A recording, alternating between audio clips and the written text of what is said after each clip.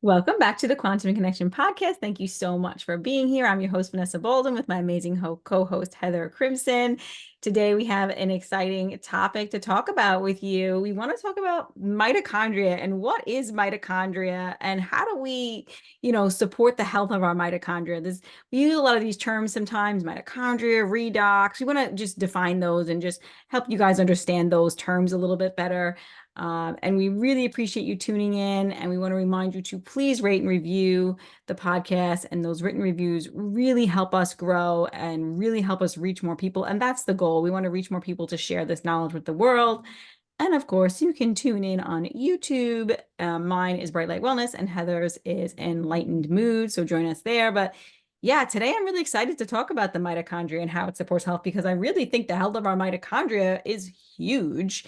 And since the mitochondria are environmental sensors, right? That's why our environment, right, is so important. So, because they're always sensing everything, and it's not just our physical environment, it's our emotional environment. They're sensing it all.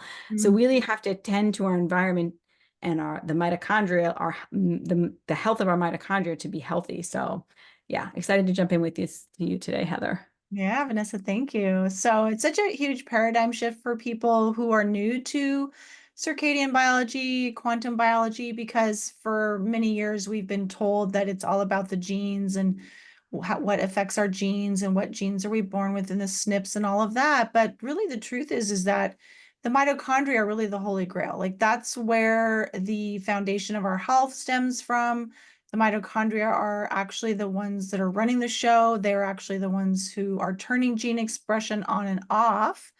And that's why their health is absolutely essential so that our bodies are able to manage and coordinate, millions of functions per second. And yes, their health and vitality is tied to our environment and what frequencies we're experiencing. So that includes light, that includes radiation, and what light is a form of radiation, but all the different kinds of frequencies, including emotions, like you stated, Vanessa, are things that deeply affect our mitochondrial function, right? It's all energetic.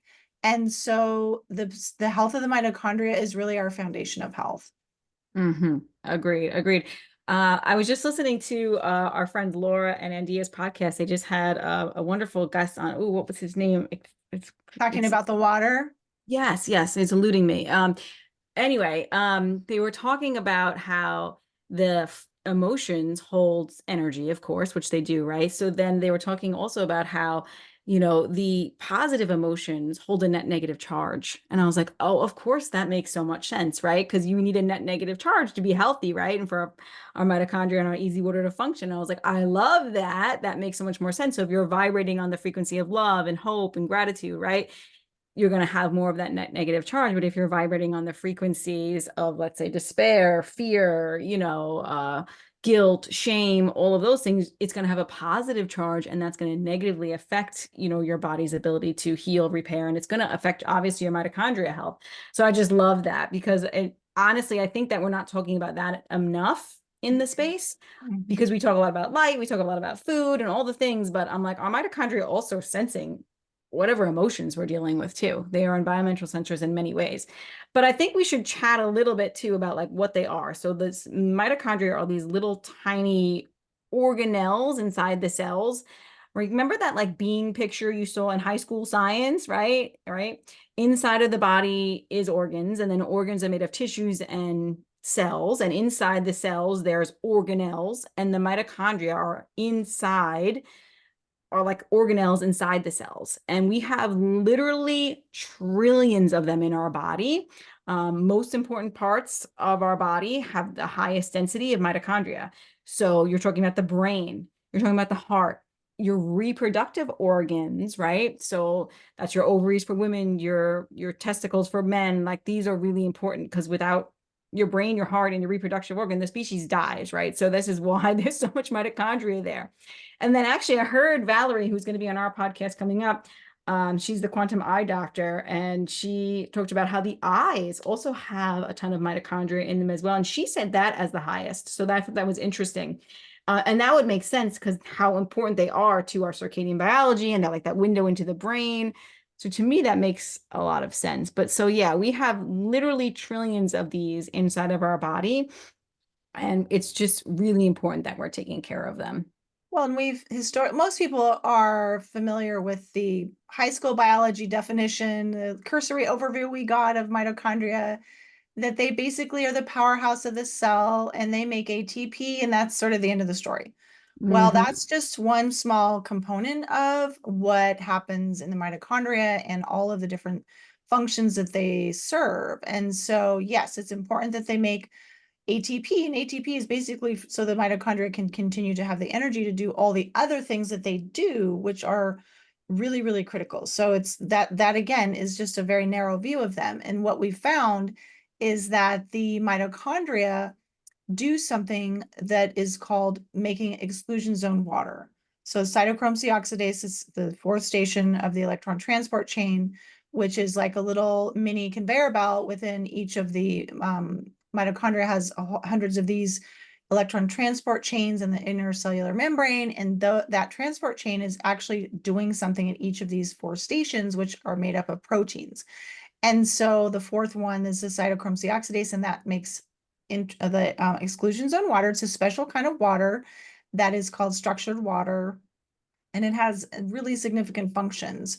And so there's a researcher named Gilbert Ling who found that this is what happens in the mitochondria, that he discovered that they make exclusion zone water, which is actually how they generate energy.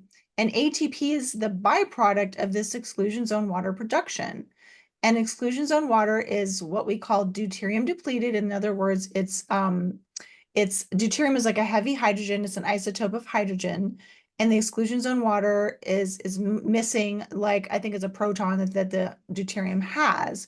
So, and so the exclusion zone water serves this function in our body of not only communication, it's like a quantum superhighway of communication, but it excludes, like it lines all the cell surfaces in our body, and its functions, like one side has a negative charge, one side on one side of the membranes, and then the other side has a positive. So it creates energy just by that alone, but it also keeps toxins out. It'll keep things like deuterium out in a place that's safe, so they're not mucking up our systems, right, Vanessa? Yeah, no, all of that. Yeah. It's so funny because when we're in like high school biology, like you said, we learn, oh, the mitochondria make ATP, that's it. It's like that's not, they also do so many other things. Like you said, I think the biggest job and the most important job is for them to make exclusion zone water, because if they don't make exclusion zone water, that's how they actually make the ATP, right? So that's so important. That's how we have our energy. But they also like are producing magnetism, they produce like redox reactions. And like I said, they have environmental sensors, and they actually have the capacity to turn light into energy. They're like mini suns inside of the cell, and they make their own DNA. They're doing so many more things.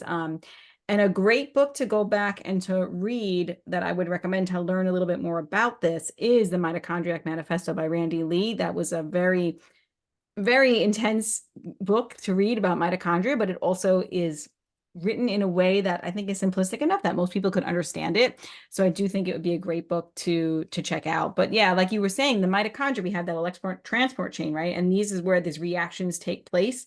So the mitochondria have to move electrons through the electron transport chain. And like you said, it has all these complexes, and one of them is where they make, exclusion zone water. But they also like the electrons need to jump from one complex to the other, like from one space to the other, like from one rock to the other. Like if say if you were hopping from rocks to rocks, right? The rocks cannot be too far away because you won't make it across, right? I know that's Carrie Bennett's example, and it's a great example. So I have to use it because it helps me make sense of it, right? Because if the spaces between the rocks are too far away, right, you're gonna fall off. And that's exactly what happens when you have, like, I guess we call it mitochondria swelling or inflammation of the mitochondria, right?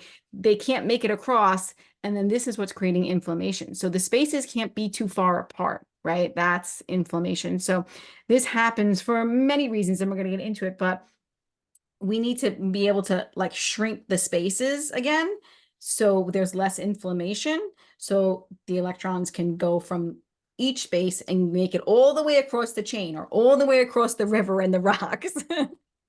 Mhm. Mhm. Yeah. Yep. And so modern living isn't very conducive to that, right? So a No. lot of things that can hamper the mitochondria's ability to move those electrons through. So what is it that happens? Well, like you said, Vanessa, first of all, when we don't have enough exclusion zone water to Hmm. keep that system tight and keep the spacing appropriate, then we start to bog down and cellular signaling suffers. There's not enough of the exclusion zone water for the mitochondria to function properly. And what happens with that? So when we don't get the right environmental inputs, right, that the body needs to transform and convert those frequencies into the material that it uses, then we start to suffer, right? Yeah.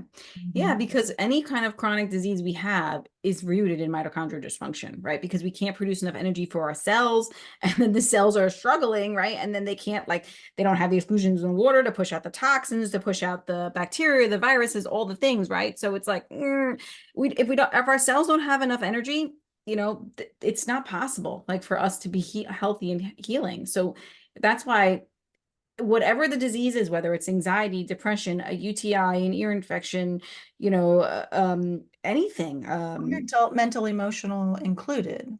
yes, anything is going to be rooted in it, right? Like gut issues, diarrhea, constipation, acid reflux, all of these things, chronic fatigue, insomnia, all of it has to do with mitochondrial dysfunction because your body is not producing enough energy to do its job, basically. And we have to think of it as like energy over inflammation. We have to have enough energy to squelch inflammation. Like inflammation is the enemy of energy production, right? So we have to have that. Hmm. Well, inflammation is, you can think of it as the loss of energy. Your body's losing energy and it's not able then to be able to work appropriately. And also, when you think about it, like gaining weight, the body's trying to hoard electrons because there's a shortage of electrons. And so then the body starts to gain weight, and then you can see it in the visceral fat and the liver and so forth. And that's really a symptom of mitochondrial dysfunction, right? And so the good news is that um, there's a really famous researcher, Doug Wallace, who has focused like deep dive on the mitochondria. He's the one who discovered that we inherit our mitochondrial DNA from the mother, right? So matrilineal down the line. And he shows that, or he discovered that we can lose efficiency of mitochondria up to 60 to 70%. Did you already say this, Vanessa? No, But no, no, it's written on the okay. notes. Yeah, I have 70 to 80, but you could be right. Like, so Well, it's right around there. But yeah. after that is when we start to manifest disease. But Yeah. people have been struggling with mitochondrial function for years before that. So the good news is that up to 50 to 60, right, we can still function relatively well. But that's how resilient we are. But then the body starts to lose the ability to make new mitochondria, and then it's not able to repair the mitochondria as effectively. And that's when things really start to fall apart. Right. It's amazing how resilient our bodies are. Actually, that we can get like I said, I had more, like, even if it's say it's 60, like we can have 60% damage before we start actually, exuding signs of disease. So we are, and that's the good part about this is we are resilient. We can heal it. We can fix it. We can change our environment and change it right through our epigenetic signaling, right? We can fix all this. So if you have a disease, and that means you likely have any chronic disease, right? You have mitochondrial dysfunction, right? But that means that you can actually go back and fix it, like through epigenetic signaling. So if you change your environment and you work on making your mitochondria stronger, it's going to get better, right? And your disease is either going to reverse or at least stop the progression or get better, right? So it's really possible. So that's really important. But yeah, we do get our mitochondria from our mother and our gut microbiome from our mother. And I think it's a lot of influencing from whether we had vaginal births, whether we were breastfed, the trauma that's inherited down from us, even not only on ourselves, but generationally.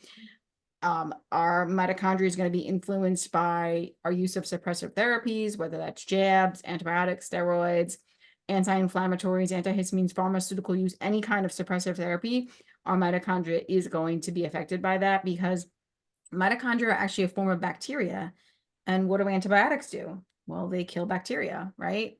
So they're not going to discriminate.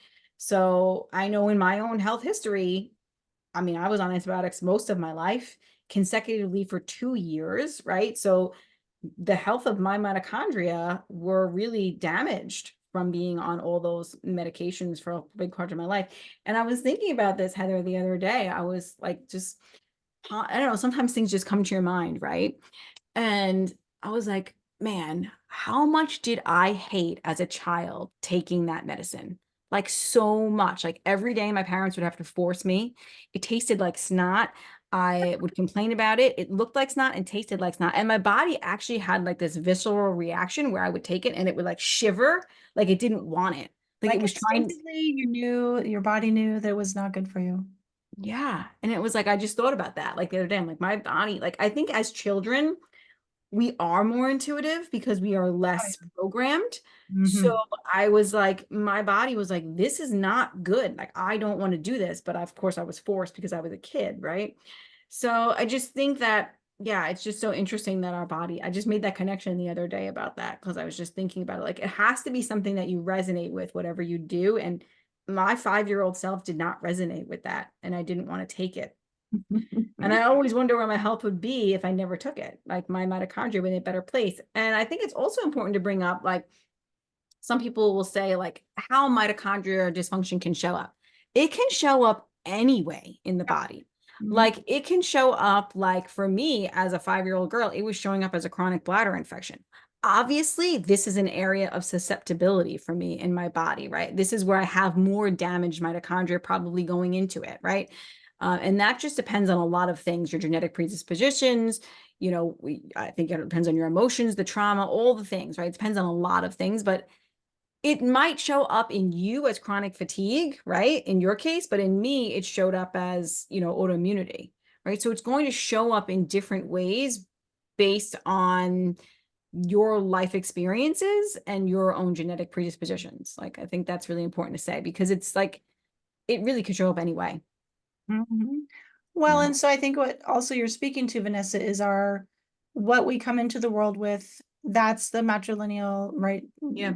DNA, the mitochondrial DNA, and then what we experience. So it's kind of the epigenetic component of it. Like for me, early trauma, according to what I learned from Carrie, which I hadn't even really thought about it until I had my consult with her, is that it can definitely compromise your mitochondria overall. And that was like simultaneously like, oh, that sounds awful. But really it confirmed something that I've just felt inside of me, instinctively for many, many years, is that my level of so-called hardiness, isn't like super high.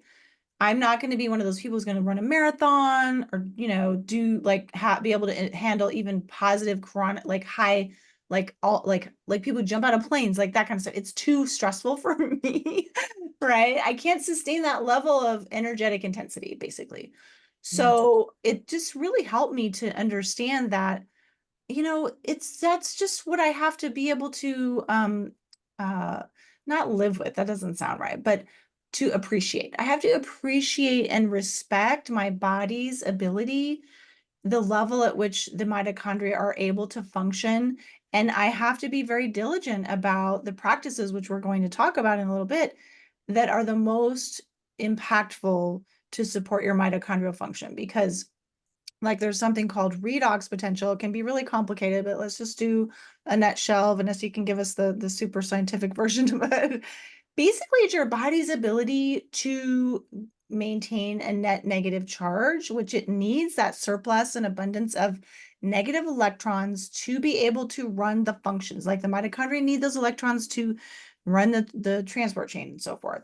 And that's a tantamount to having good cellular signaling, right? The reactive oxygen species, like kind of the rust, or people think of like something bad, but actually they serve a vital function. The body has nothing that's, not supposed to be in there. People think, oh, this is a bad thing. Like we need antioxidants. Well, actually, no, if you take too many or you take however, whatever kind, that can be problematic because it can affect the body's signaling. So the reactive oxygen species are kind of the exhaust, if you will, of the energy production system in the mitochondria, but those actually are useful because they are messages. They're like messengers. So like more of this, less of that. Here's what we need to do, right? And so for me, I have to be very careful about how much stress I'm experiencing positive or negative, right? I have to make sure I'm diligent about my lifestyle, my circadian practices, because I can easily get out of balance with the redox. And you can't like stress yourself out if your redox potential is what we call it isn't high enough. Even doing like a cleanse or a detox or whatever. If your body doesn't have enough energy already, those things actually stress your body out more than they're helpful, right? Yes, redox before detox. And this is why when I got a sauna and I wasn't really circadian aligned, that I couldn't handle it because Right. it was too stressful on my body because my redox potential was too low. And I also have to be diligent about doing all the things too, because if I'm not, I feel the difference in my body. And that's because I probably was born with a lower level of health, honestly, having a chronic disease at 5 years old. Like that's honestly the truth of it, right? So I have to be more diligent, and we come into the world with what we come into. Like this is what we're born into, and we have to accept that, and we have to do our best to take care of our body in the best way that we know how, right? So I think that's really important to share. But yeah, you explained redox beautifully. I think of redox as like your healing potential, your energetic potential, right? It's like your body's ability to take the electrons that you get from sunlight, earthing, food, and movement and actually use those electrons in the body. Like that's a simple way to say it.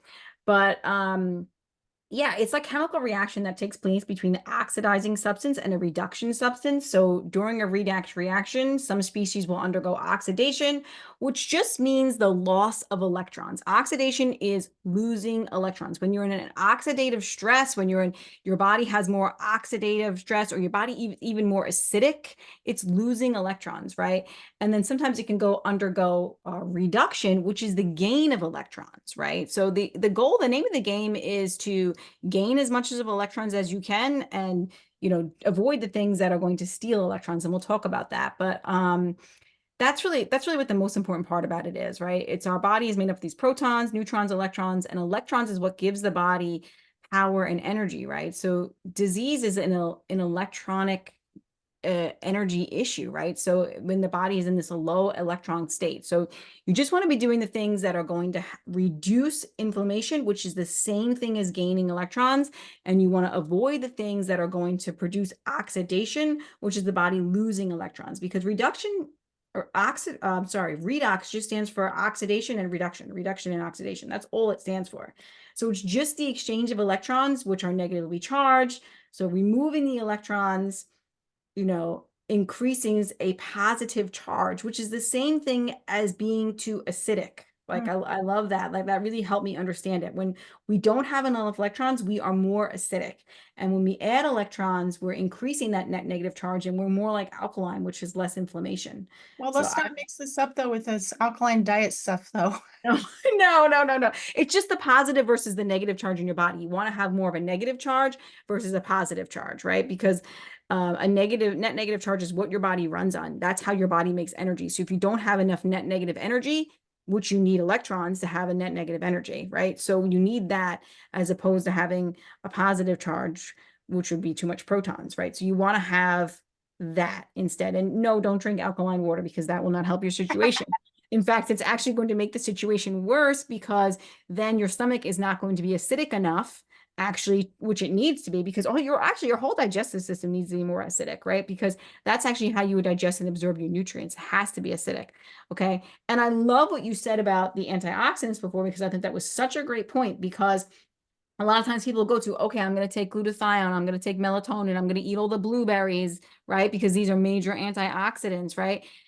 You can overdo it, like vitamin C, especially if it's ascorbic acid. Like you can overdo these things and be causing too much. You're squelching too much of it. Like it causes the opposite issue. It is actually research that shows that it causes the opposite reaction when you are overdoing taking antioxidants. But if you get your antioxidants, which you can from nature, earthing, you're going to get more antioxidants because you're going to gather more electrons, which is going to reduce inflammation, right? Sunlight, again, same thing. You're going to gather more electrons, reduce inflammation. Movement, melanin is a huge antioxidant because what it does is the more tan you have, the more melanin you have in your body, it splits water, it makes molecular hydrogen, which is selective antioxidant, right? So to me, I don't I mean, I'll eat blueberries when they're in season because I like blueberries, but I'm not eating blueberries because they're an antioxidant and they're Yeah. low in inflammation. I'm eating blueberries because they're in season and I like them and I enjoy them. But my point is, if you get your antioxidants from nature, you're never going to have an issue, right? So just, it's like, I just think we overcomplicate so many things. And if we just like, oh, what would nature do? Yep. Oh, nature would go outside and be in the sun and touch the grass, and then they would get their antioxidants, right? Like, Yep. that's Exactly. it. Like, done. Exactly. It's So, like, it's funny because people will endlessly try to study and get the right diet, and that's overcomplicating our eating and our nutritional needs. I think the mhm. part of the downside of the whole nutrition thing and our obsession with food is that we totally miss the boat, right? We can't see the big picture about what is it that's nourishing us, these frequencies, right? Food is just one piece of it. And can we get energy from food? Yeah, but I mean, honestly, most people who are living a modern lifestyle are electron deficient and then they go for the carbs. So that just Right. mucks it all up. And then we're becoming more, like you're saying, acidic, right? And it's really a bad thing. And then you're eating carbs out of season. It's just really with the diet piece, we can safely say, go ahead, Vanessa. I was gonna say, why do they need so many carbs? Is because their electron is so deficient and they're not getting their electrons from other places Yes. like sunlight, like grounding, because your body has other ways to make energy, right? We've talked about this many times. Only 1/3 is supposed to come from food, but most people, all of their energy comes from food.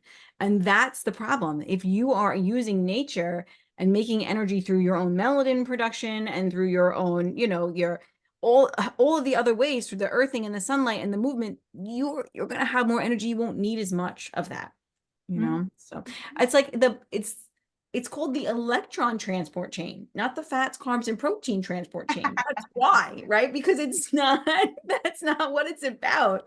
Yep. Because people will argue to the blue in the face about fats and proteins and which body does the energy, which one does your body run more efficiently on? And yes, there is research that shows when your body is burning fat for fuel and ketones, you do make 4 times more energy, right? There is that. That is true, right?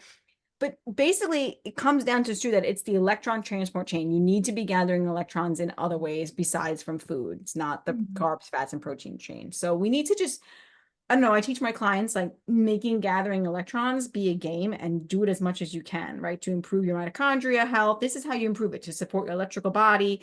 And the more electrons you have, the more you're going to be reducing inflammation, right? So we've said it before, but we'll say it again: sunlight, earthing, movement, and of course food, which is seasonal, organic. We have episodes on that before. And then connection is the other way that I think is left out a lot too, by touching, hugging, and being in connection with the people that you love and all of that. That's also going to help you gather more electrons as well. But yeah, if you're outside in sunlight and you are earthing and you are moving outside and you are eating a seasonal local organic diet and you're in connection with and community with people, you are going to be more electron rich than most. Yeah, and also cold thermogenesis. So that I think Yes, is good for a lot of yes. people to get started with. The cold helps our mitochondria to create energy because they sense the cold. Oh, we need to create energy, right? So right, they'll create their own infrared energy.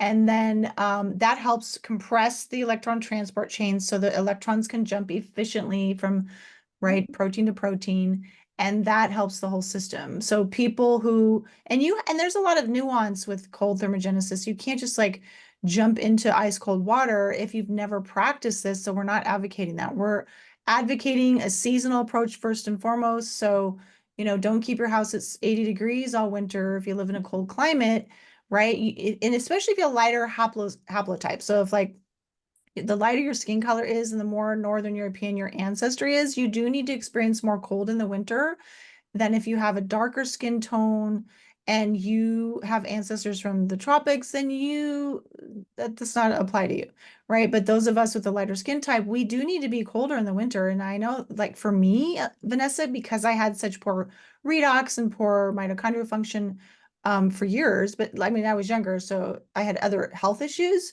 But now it's essential that I get cold in the winter because um, what happens is I was always cold before. My hands and feet were cold and I had aversion to cold because of my poor mitochondrial function. So now that it's better, plus menopause, it's helpful because I'm hot, but I can tolerate the cold, right? Because I've been doing these practices for gosh, like 7 years now. It's been a while.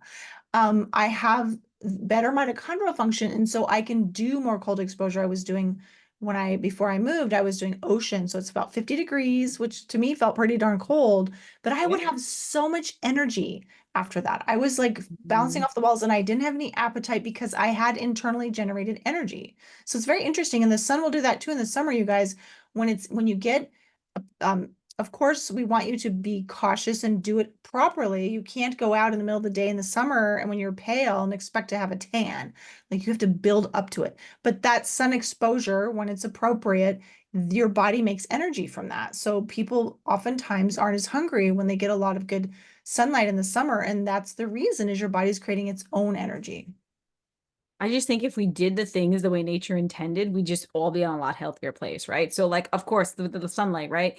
The way nature intended is that you go outside every day, like through the seasons, right? So you're building up your solar callus intentionally because you're going outside. That's what nature intended. Nature never intended me to be sitting inside this box, right? So, and the same thing with cold, right? You would like gradually get colder through the winter, right? It wouldn't just be like 0 to 60, right? Is my point. Or like, you know what I'm saying? Like you wouldn't be going and jumping into like 32-degree temperature water.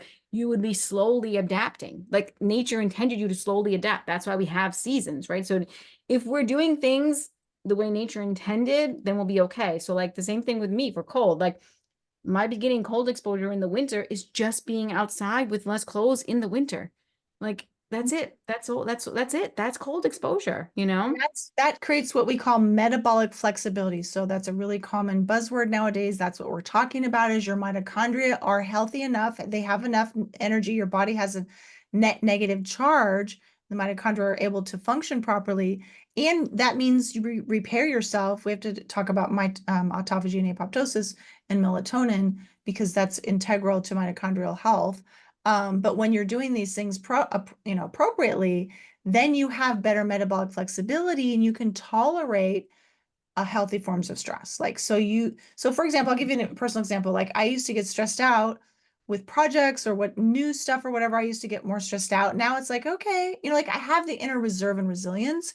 I'll figure it out. And my threshold is higher, in other words. So in the therapy world, we call it like your window of tolerance. It's like, how much space do you have, right, to be able to be okay within, or do you have a small window where you just can't tolerate a lot of stress? And any too much stress, you're starting to go into fight or flight or shutdown mode, right? So that's the window of tolerance. Yeah. So metabolic flexibility is not just about food, right? It's about your mitochondrial function. Yeah, 1,000,000%. Yeah, 100%.